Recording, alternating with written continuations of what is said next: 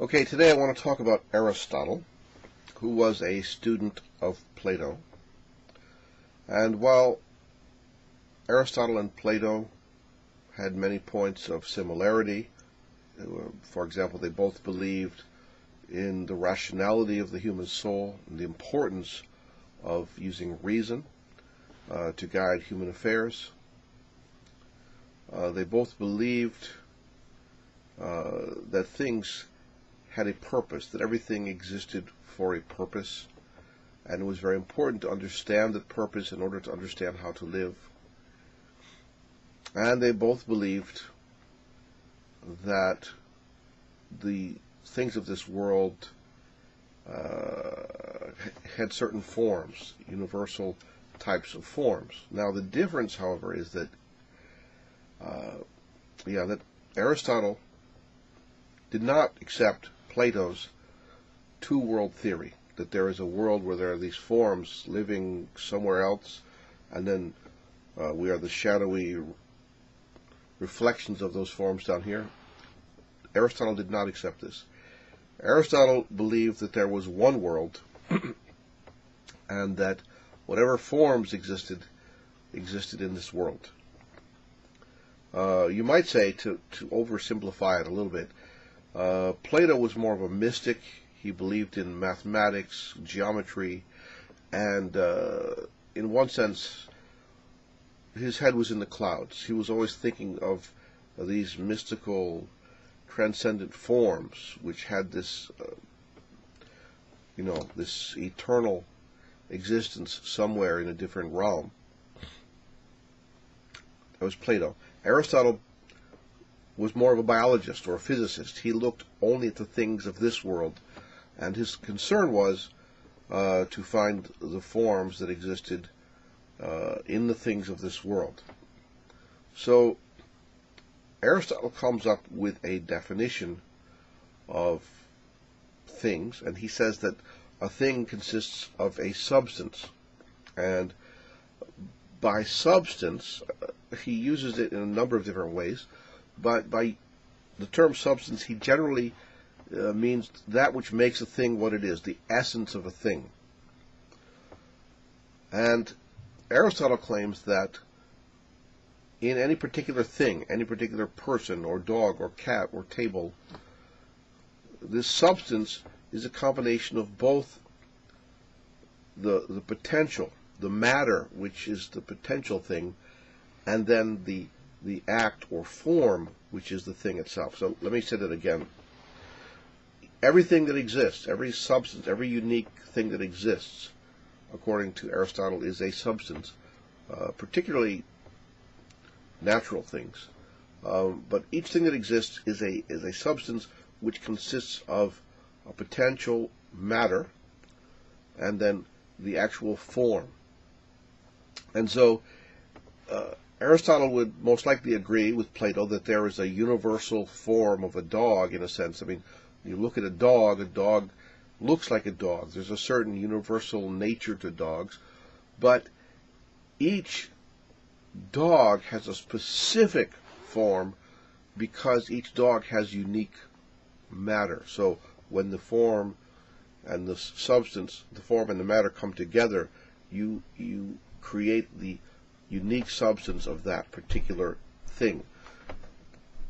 To put it very simply then, what Aristotle is saying is that there is no form without matter, there's no matter without form. These two things are joined together.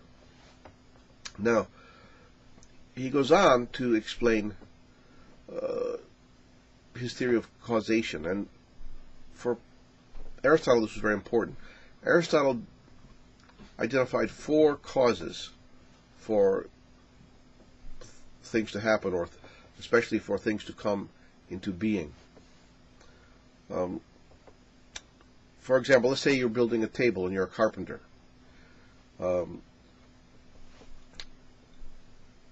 Aristotle would begin with what he called the material cause. What is the material cause of the table? By that he means what is it made out of? Well, a table generally is made out of wood, at least in his day. So the material cause of a table would be the wood that makes it up. Then secondly, there's the formal cause, like the blueprint. the design behind its creation in the mind of the maker, and that blueprint is what he called the formal cause, because this is the blueprint that's going to give it its final form. And then there's the efficient cause, which is what we most often talk about when we're talking about causes, like what caused the accident. Well, his brakes failed, so that was the cause. That means what was the immediate cause. So for Aristotle, the immediate cause of a table would be the carpenter who made it. Okay, some carpenter makes it, he with his tools, that's the cause, the efficient cause. And finally then, it's very important for Aristotle, the most important thing was the final cause. In other words, what is the ultimate purpose and, exact form of this object that, comes to be. And this ultimate purpose, or teleology, is what he called the final cause, the ultimate cause. And this was very important to him. Everything had a final cause, like an ultimate purpose. The word teleology comes from Greek. It means the study of the goal or purpose. It comes from the same word. Telos is the word behind telephone, telegraph. When you talk over a distance, or you television, you see over a distance. There's some goal, there's some end in sight there. It comes from this word, telos. So Aristotle had a very definite teleological way of thinking, that things have an ultimate purpose or goal or end. And so this final purpose is, the ultimate cause of a thing coming to be, its ultimate purpose. Now, why is this important? Why am I spending time about this? I really ultimately want to get on to Aristotle's ethics, but in order to understand, you must understand that for both Plato and Aristotle, it was very important to understand the purpose of something in order to understand how to live ethically, particularly human beings.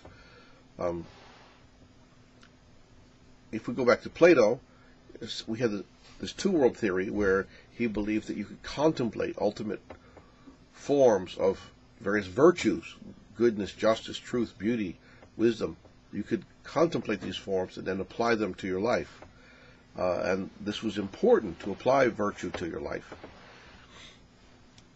Aristotle also believes in the importance of virtue, but he approaches it from a very, very different way, not looking up into the heavens, not looking into the topos noetos, this other spiritual world of sorts, but by looking at the thing in itself. So Aristotle, unlike Plato, looks at specific objects on the earth, specific people on the earth, and then asks, what is their final purpose? What is their ultimate goal, and why are they here, and how does one then live, a good life? So in order to do that, you have to find out what is your purpose. And in order to find out your purpose, then we have to discover, well, what is it that a person, human being, really seeks or wants to achieve in their life. And so he asks us about all people, what is it that all people want? And that is the subject of my next video.